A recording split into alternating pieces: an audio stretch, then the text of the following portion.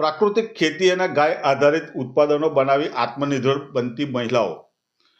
કરજણ તાલુકાના કંડારી ગામના જિજ્ઞાસાબેન પટેલ ગામની બહેનોને પ્રાકૃતિક ખેતી અને ગાય આધારિત ઉત્પાદનોનો માર્ગે લઈ જઈ રહ્યા છે. સખી મંડળના માધ્યમથી તંદુરસ્ત પરિવાર માટે આહારમાં પ્રાકૃતિક ઉત્પાદનો અને મિલેટના ઉપયોગથી પોષણ વર્ધનને પ્રોત્સાહન આપી રહ્યા છે. હાલોલ ખાતે પ્રાકૃતિક ખેતી વિજ્ઞાન વિશ્વવિદ્યાલય છે, જેના નિયામક મંડળમાં કંડારી ગામના જિજ્ઞાસાબેન હરિકૃષ્ણ પટેલનો સમાવેશ કરવામાં આવ્યો છે. તેનું એક ખાસ કારણ છે.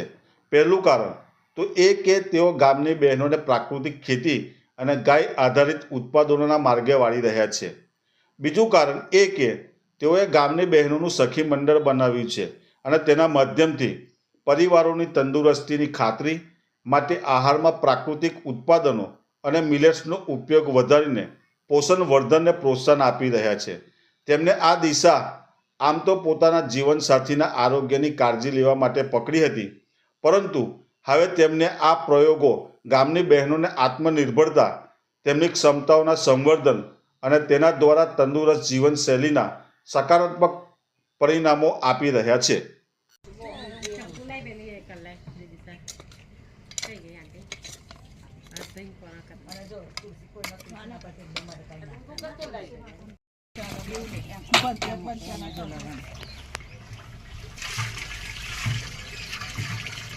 વસ્તુઓની તમને આઈડિયા કેવી રીતે?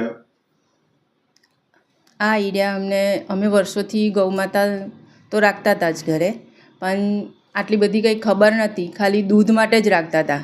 ખબર નથી કે આ બધું ગૌ ગોબરમાંથી બધી પ્રોડક્ટ બનતી હોય છે. પણ જ્યારે સ્વસ્થ પર આવી ગયું ત્યારે થોડોક વિચાર આવ્યો કે આ સ્વસ્થ આટલા બધા બગડવા માંડ્યા છે. અને જ્યારે મારા હસબન્ડને પ્રોબ્લેમ આવ્યો ત્યાર પછી અમને એવું થયું કે મેડિસિનથી જ આવ્યો હતો, એટલે એવું થયું કે મેડિસિને બગાડી છે તો મેડિસિન સુધારશે કેવી રીતે? એટલે ત્યાર પછી અમે આયુર્વેદા ઉપર ગયા અને આયુર્વેદામાંથી અમને ગાય માતાના પંચગવ્યની ને એની બધી ખબર પડી. અને ત્યાર પછી અમે ગાય માતાને સમજ્યા પહેલાં તો કે ખરેખર ગાય માતા છે શું. અત્યાર સુધી તો આપણે દૂધ માટે ને એક પ્રાણી તરીકે જ એનો એ કર્યો હતો, પણ જ્યારે પછી ખબર પડી કે ખરેખર ગાય માતા આપણા સ્વાસ્થ્ય માટે જોડાયેલા છે, આપણા ઋષિમુનિઓએ એમને આપણા સ્વાસ્થ્ય માટે જોડ્યા છે. અને ત્યાર પછી એના પર અમે થોડુંક વધારે વિચાર કરી અને આનું બધાનું માહિતી લીધી અને એની શિબિરો કરીને એનું શીખવા માટે પ્રયાસ કર્યો અને શીખી ગયા. ત્યાર પછી અમે ગૌ પ્રોડક્ટ બનાવતા થયા છે. કઈ કઈ અત્યારે સખી મંડળ તમે શરૂ કર્યું છે, બીજી મહિલાઓને પણ તમારી સાથે જોઈન કર્યા છે, આત્મનિર્ભર બનાવવા તરફ પણ તમે આગળ વધી રહ્યા છો, તો કઈ કઈ પ્રોડક્ટો તમે બનાવો છો? અમે ગૌ ગોબરમાંથી ગૌ કપ, ગૌ ધૂપબત્તી અત્યારે અને થોડીક સુશોભનની વસ્તુઓ બનાવીએ છીએ. પણ અત્યારે અમારી મેઇન પ્રોડક્ટ છે ધૂપ કપ અને ગૌ માતાના ગોબરમાંથી અમે ધૂપ સ્ટિક બનાવીએ છીએ. દરેક ફ્લેવરની ધૂપ સ્ટિક બનાવતા થયા છે. એમાં દરેક ઔષધિ અમે કરીએ છીએ, કોઈ કેમિકલ કે કંઈક યુઝ કરતા નથી.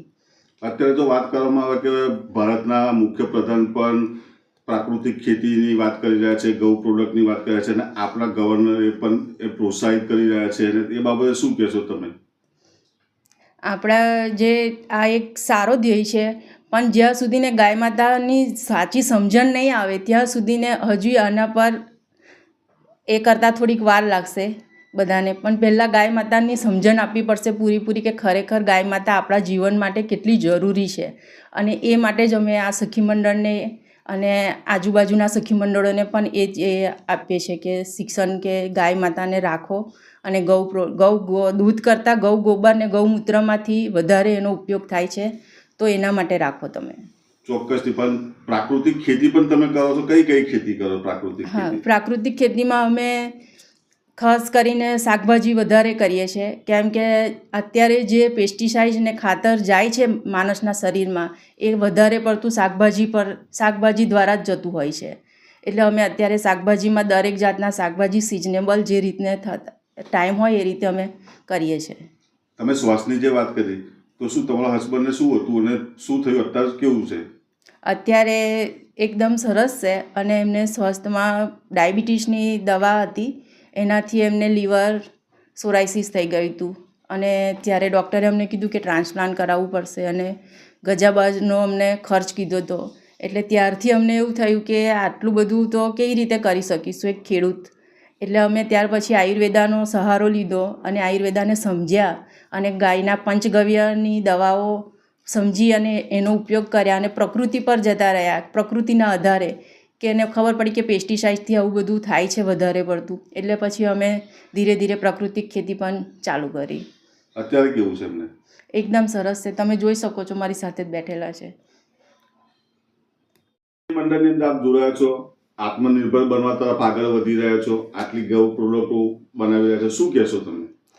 હું એ કહેવા માગીશ કે જિજ્ઞાસાબેન આટલું સરસ શીખીને આવ્યા અને એમને આટલું બધું અમને બધા અનુભવ કીધા, એ પરથી અમને બધાને બહુ સારું લાગ્યું. એટલે અમે બધા આખું એક મંડળ ઊભું કર્યું અને એના થકી અમે નવું નવું જાણવા, શીખવા, અમારા સ્વાસ્થ્યની પણ અમને ખબર પડી કે આપણે આ કેટલું જરૂરી છે. પહેલાં તો એટલું દવા ખાતરવાર જ ખાતા હતા.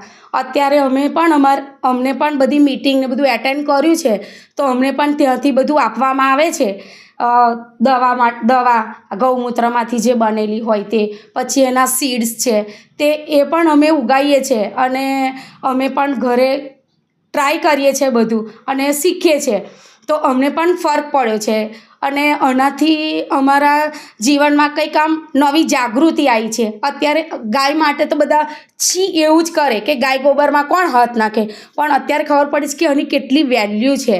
તો એના દ્વારા અમે આ બધું બનાવતા શીખ્યા છે અને આત્મનિર્ભર બનવા માટે પણ કે ચાલો ઘરે તો આપણે આપણા હસબન્ડ પાસે કે કોઈની પાસે પૈસા માગવા પડે, અત્યારે ના. અત્યારે અમને એવું આમ થાય કે ના, અમે કંઈક અમારી જાતથી કંઈક શીખ્યા છે એમ, તો અમને એનો ખૂબ આનંદ છે. શું નામ આપણું? મારું નામ છે પટેલ ભારતીબેન. બન્યું એવું કે એમના જીવનસાથી હરિકૃષ્ણ પટેલ લીવરના ગંભીર રોગથી પીડાતા હતા. તેનો એકમાત્ર ઈલાજ લીવર બદલવાનો હતો અને તેના માટે ₹40 લાખ જેવો ગજા બહારનો ખર્ચ કરવો જરૂરી હતો. વાત ભારે ચિંતાની હતી.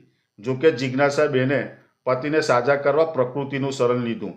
તેમના કહેવા પ્રમાણે તેમણે રોગમુક્તિની પ્રાકૃતિક પદ્ધતિ અપનાવી.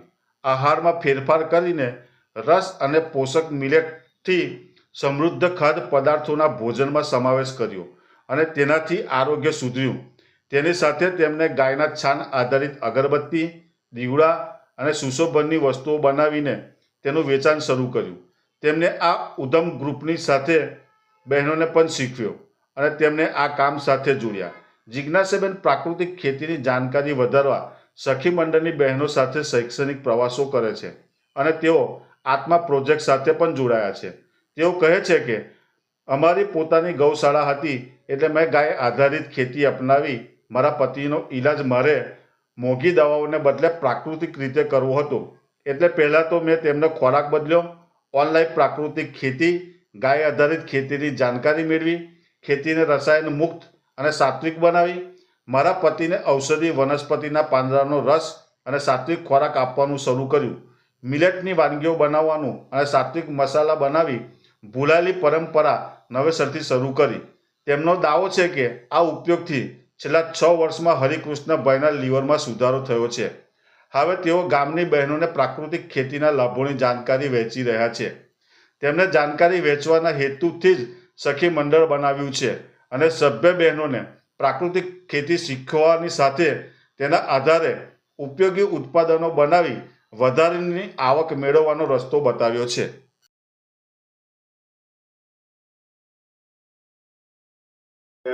મહિલાઓ માટેનું સરસ ઉદાહરણ પૂરું પાડી રહ્યા છે અને સખી મંડળ દ્વારા જે ઓર્ગોનિક ખેતી, પ્રાકૃતિક ખેતી જે કહેવાય તેની તરફ આગળ વધી રહ્યા છે. શું કહેશો તમે? સૌ પહેલાં તો બધાને મારા નમસ્તે. અમે આત્મા પ્રોજેક્ટમાંથી જિગીશાબેને અમારા માટે એક સખી મંડળ ઊભું કર્યું છે. અમે 10 બહેનો એમાં જોડાયેલા છે. એમાં જિગીશાબેન અમને ગોબર અને ગૌમૂત્રમાંથી જે પ્રોડક્ટો બનાવે છે તે પહેલાં અમને શીખવાડ્યું કે આવી રીતે આ વસ્તુ બનાવવામાં આવે છે. એટલે બધી જ બહેનો બનાવવામાં એમની સાથે મદદ કરીએ છીએ, ભેગા મળીને કામ કરીએ છીએ. બીજું કે એમને જીવામૃત અને ઘન જીવામૃત કેવી રીતે બનાવવાનું તે પણ એમના ખેતરે લઈ જઈ અને અમે બધી જ બહેનોને એમને કેવી રીતે શું વસ્તુ કેવું વાપરવાનું, કેટલું નાખવાનું એ બધું માપસર એમને જીવામૃત બનાવતા પણ અમને શીખવ્યું છે અને એ પ્રોડક્ટ અઠવાડિયે તૈયાર થઈ જાય છે એનો ઉપયોગ કરીએ છીએ. કેવું લાગે છે તમે આત્મનિર્ભરતા તમે બધા બહેનો વધી રહ્યા છો, શું કહેશો? ખરેખર બહેનો, હું તો કહું છું દરેક બહેનો પોતપોતાની જાતે જો આવા સખી મંડળો ઊભા કરી અને બહેનો પોતપોતાની જાતે મહેનત કરી અને પોતાના પગ પર ઊભી રહી શકે છે. શું નામ બહુ તમારું? સારા વિચાર છે. મારું નામ જ્યોત્સનાબેન અશોકભાઈ પટેલ. બાબતમાં અમે પાપડી, મઠિયા, ફાફડા બનાવીએ છીએ. એમાં ખારાનો ઉપયોગ નથી કરતા. અધેડો આવે એનું પાણી બનાવીએ છીએ રાખ કરીને, એને બારીને કાપી લાવીને પછી એની પાણી બનાવીને પાણી ઉકાળીને નાખીએ છીએ અંદર, એડીએ છીએ અધેડાને. એના મઠિયા, ફાફડા, પાપડી, રાગીની પાપડી, જુવારની પાપડી, મકાઈની પાપડી, ચોખાની પાપડી, બધી પાપડી અમે એની બનાવીએ છીએ. શું ફાયદો છે મિલેટ પ્રોડક્ટનો? ખારાથી હાર્ટ એટેકને એનો પ્રોબ્લેમ થાય એ લોકોને ખારું ખાવાને બીપીના લીધે, એટલે આનાથી સારું રહે છે. શું નામ તમારું? મિત્તલબેન અતુલભાઈ પટેલ.